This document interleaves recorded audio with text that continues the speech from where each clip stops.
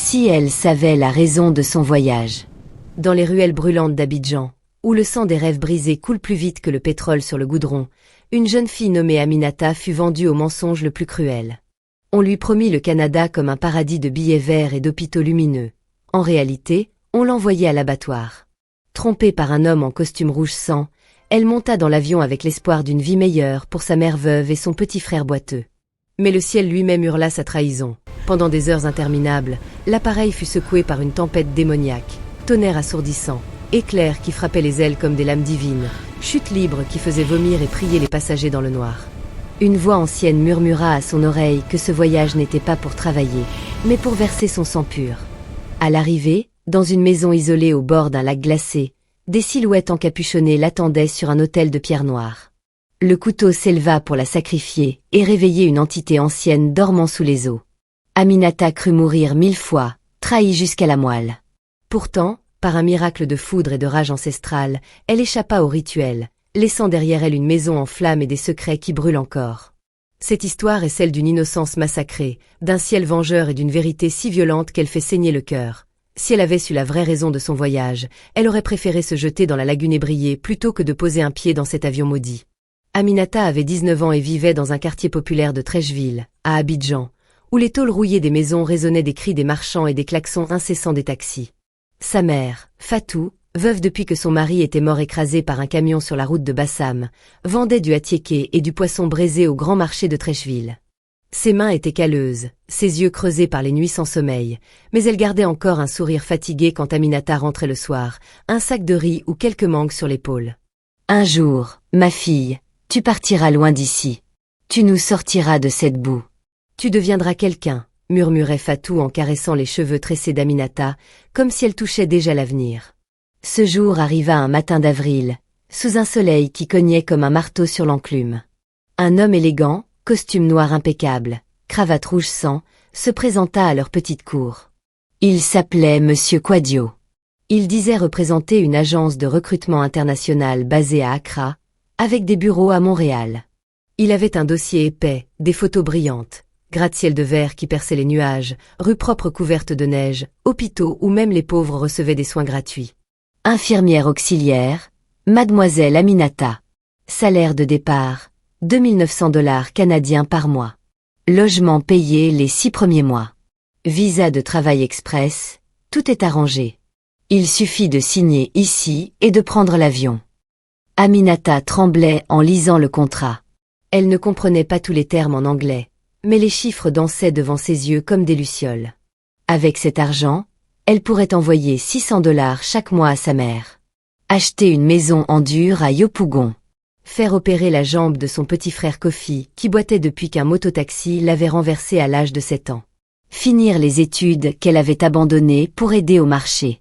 Monsieur Quadio posa une main chaude et lourde sur son épaule. Vous êtes spéciale, Aminata. On vous a choisi parmi des centaines de filles ivoiriennes. Le Canada a besoin de jeunes femmes comme vous, courageuses, discrètes, pures de corps et de sang. Le sang des anciennes lignées. Le mot « pur » sonna étrangement, comme un écho venu du fond d'un puits, mais elle était trop excitée pour y prêter attention. Sa mère pleura de joie en serrant les papiers contre sa poitrine.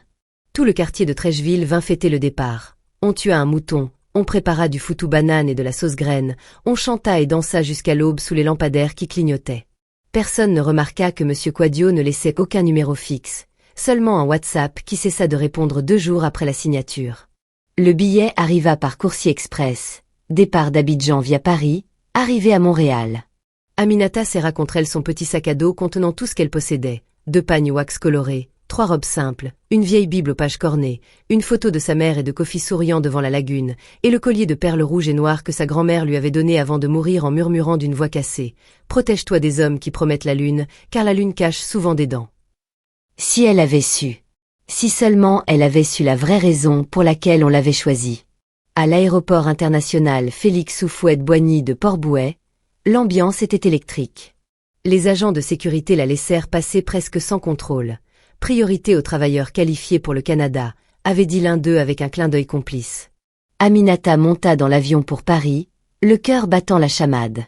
Elle s'installa près du hublot et regarda Abidjan rapetissé, les tours du plateau, La lagune ébriée scintillante, les bidonvilles de Marcory, le pont qui enjambait l'eau comme une cicatrice. Des larmes coulèrent sur ses joues. Des larmes de joie mêlées à une peur sourde qu'elle ne savait pas nommer. Le vol vers Paris fut calme.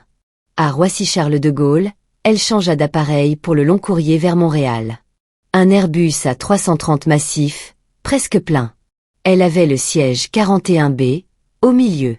À sa gauche, un Québécois barbu qui sentait la bière et la fatigue. À sa droite, une jeune femme haïtienne nommée Mireille qui rentrait après des vacances en Côte d'Ivoire. Elles sympathisèrent aussitôt. Mireille lui montra des photos de Montréal enneigé. « Tu vas voir, ma sœur, c'est froid comme la mort, mais les gens sont corrects.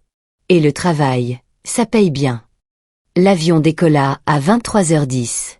Les lumières d'Abidjan disparurent derrière l'horizon. Aminata ferma les yeux et rêva de sa mère qui lui préparait du garbacho. Mais dans le rêve, le riz était rouge, rouge comme du sang frais. À 4h12 du matin, heure de l'Atlantique, le ciel se déchira. Le commandant annonça d'abord une turbulence modérée. « Attachez vos ceintures, ce n'est rien de grave. » Puis le premier coup de tonnerre explosa comme un obus. L'avion trembla de toutes ses tôles. Les lumières vacillèrent. Aminata ouvrit grand les yeux. Par le hublot, des éclairs gigantesques zébraient le noir absolu, illuminant des nuages noirs comme des montagnes en colère. « Jésus-Marie » souffla Mireille en se signant frénétiquement. L'avion plongea brutalement. Pas une secousse, une chute libre de plusieurs secondes qui souleva les estomacs. Les masques à oxygène tombèrent comme des serpents morts. Les cris fusèrent de partout.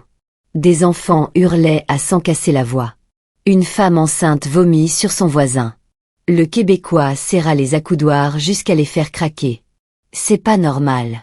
On va s'écraser » hurla-t-il.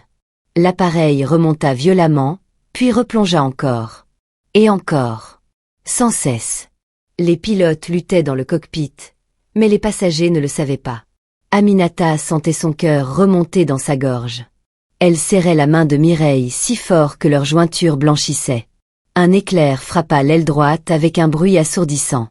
L'avion vibra comme s'il allait se disloquer. Les lumières s'éteignirent complètement. Seules les veilleuses rouges d'urgence baignaient la cabine d'une lueur infernale. Dans le noir, les visages n'étaient plus que des masques de terreur déformés. Un homme au rang 12 fut projeté contre le plafond, le crâne ouvert, son sang chaud coula sur les sièges comme une pluie macabre. Une vieille dame mourut d'une crise cardiaque, le corps secoué par les turbulences. On la couvrit d'une couverture qui glissait à chaque chute. Aminata hurlait sans s'arrêter.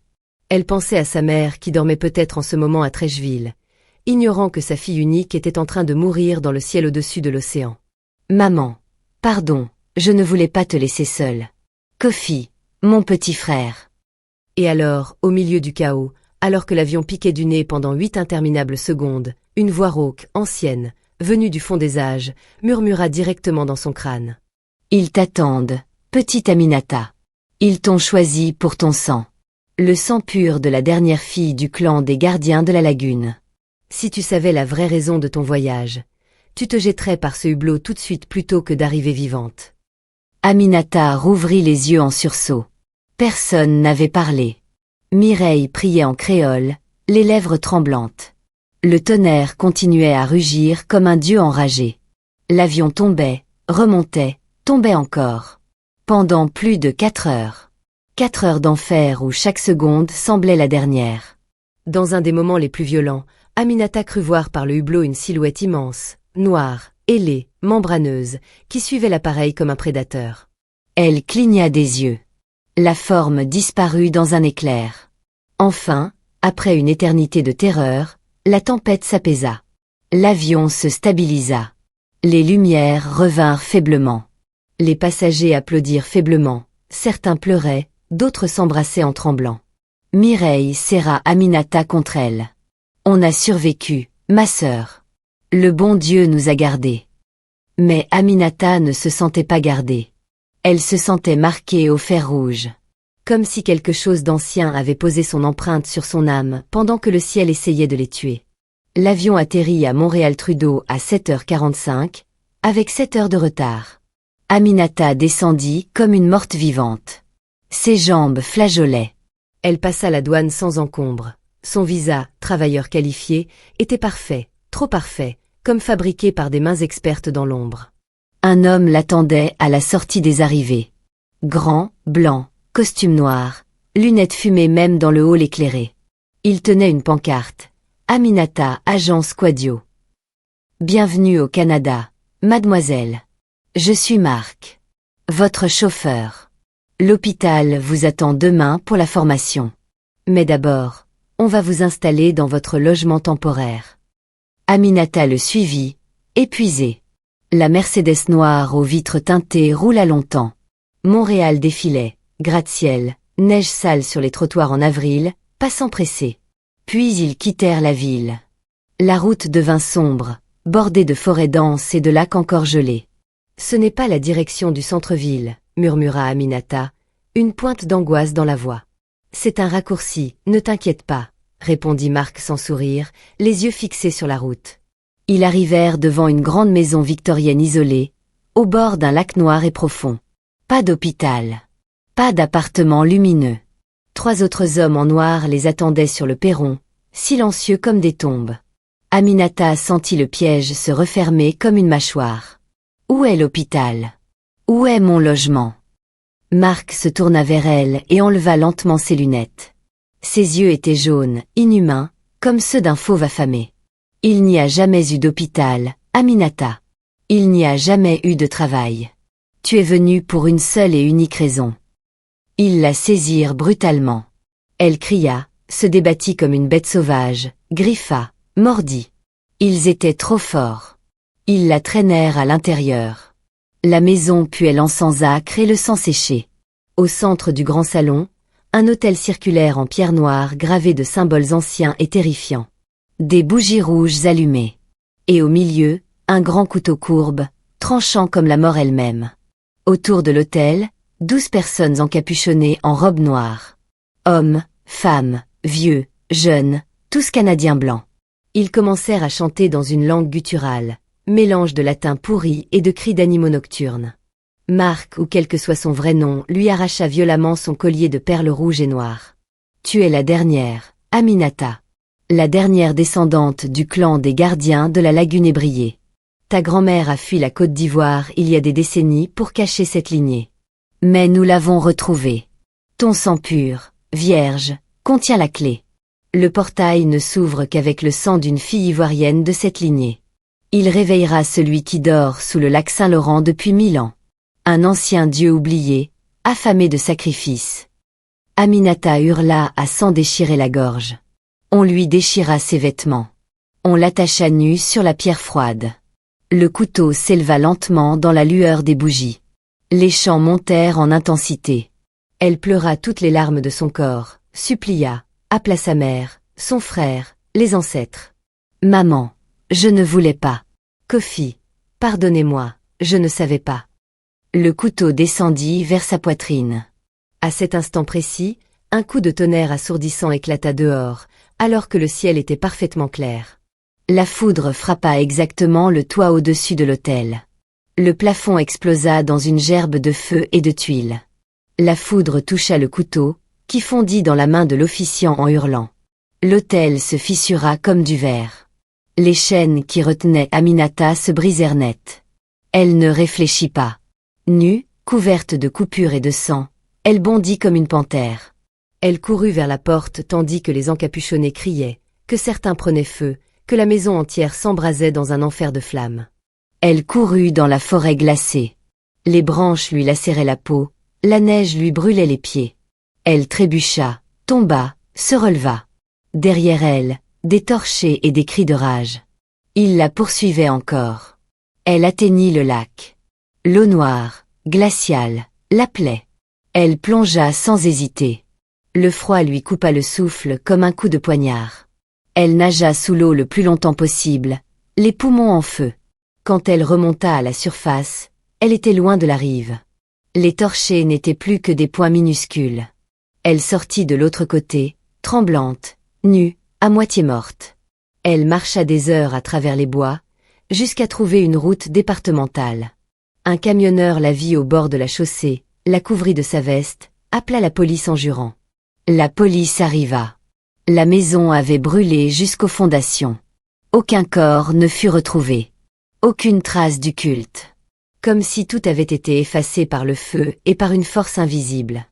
Aminata passa 3 semaines à l'hôpital. Hypothermie sévère, plaies multiples, choc psychologique profond. Les médecins québécois étaient professionnels et gentils. Ils lui fournirent des vêtements, un téléphone, un soutien psychologique. Elle appela enfin sa mère à Abidjan. « Maman, je vais bien. Je rentre bientôt. Ils m'ont menti. Il n'y avait pas de travail. » Fatou pleura au téléphone pendant de longues minutes. « Ma fille, j'ai fait un cauchemar horrible la nuit de ton départ. Une voix ancienne m'a dit que ce voyage était un piège. Que ta grand-mère avait fui pour échapper à quelque chose de terrible. Que ton sang était maudit. » Aminata ne raconta jamais tout. Elle dit simplement que des hommes mauvais l'avaient trompée. Mais la nuit, les cauchemars revenaient sans cesse. La voix dans l'avion, la silhouette ailée dans les éclairs, le couteau froid sur sa peau, le chant guttural, le lac noir qui semblait l'appeler encore. Elle rentra à Abidjan 2 mois plus tard, avec un visa de retour humanitaire payé par les autorités canadiennes. L'affaire avait été classée comme incendie criminel d'origine inconnue. Personne ne posa trop de questions. À Trècheville, sa mère l'attendait à l'aéroport. Elles s'étreignirent longuement, en silence, le corps secoué de sanglots. Aminata avait maigri, ses yeux portaient désormais le poids de 20 années de terreur. Elle reprit un petit travail au marché, aidant sa mère à vendre l'attiéké, veillant sur Kofi qui allait à l'école. Elle ne dormait plus sans laisser une lumière allumée. Elle portait toujours son collier de perles réparé, comme une armure fragile. Et parfois, quand les orages violents éclataient sur Abidjan, que le tonnerre grondait au-dessus de la lagune ébriée, elle levait les yeux vers le ciel déchaîné et murmurait d'une voix brisée. « Si j'avais su la raison de ce voyage, je serais restée ici à pourrir dans la boue plutôt que de monter dans cet avion. » Et dans le roulement du tonnerre, elle croyait entendre la voix ancienne rire doucement, comme une promesse. « Mais tu es revenue, petite gardienne. Et maintenant, ils savent exactement où te trouver. Le sang se souvient toujours. » Aminata serrait alors les poings jusqu'à faire saigner ses paumes. Elle n'était plus la jeune fille naïve qui rêvait du Canada comme d'un salut. Elle était une survivante, marquée par le ciel en furie, par le feu et par la trahison la plus profonde. Et si un jour les encapuchonnés ou leurs dieux endormis venaient la chercher jusqu'à Trècheville, elle serait prête à les accueillir avec toute la rage d'une fille de Côte d'Ivoire qui avait vu la mort en face et lui avait craché au visage. Car maintenant, elle savait. Cette histoire laisse derrière elle 3 questions de conscience et 3 leçons de morale pour tous ceux qui rêvent d'ailleurs. Quand une opportunité semble trop belle, trop rapide et trop parfaite, posez-vous la question, qui gagne vraiment si j'accepte? Aminata n'a jamais demandé à voir l'hôpital, à parler à d'autres filles déjà parties, ni à vérifier l'agence. La cupidité et le désespoir ont fermé ses yeux. Votre famille et vos ancêtres vous connaissent mieux que les étrangers en costume. Avant de partir, écoutez les rêves, les mises en garde et les histoires anciennes de ceux qui vous ont précédés. La grand-mère d'Aminata avait tenté de la protéger avec un simple collier et une phrase. Sa mère avait fait un cauchemar. Elles ont été ignorées. La vraie richesse n'est pas toujours de l'autre côté de l'océan. Parfois, elle se trouve dans la boue que l'on connaît, dans les mains calleuses de sa mère, dans le sourire boiteux de son petit frère. Le Canada a failli coûter sa vie à Aminata. Abidjan, malgré sa dureté, lui a finalement sauvé l'âme. Que cette histoire vous serve d'avertissement. Dans un monde où l'on vend du rêve à prix d'or, protégez votre sang, votre innocence et votre intuition. Car certains voyages ne mènent pas à une nouvelle vie. Ils mènent tout droit à l'autel.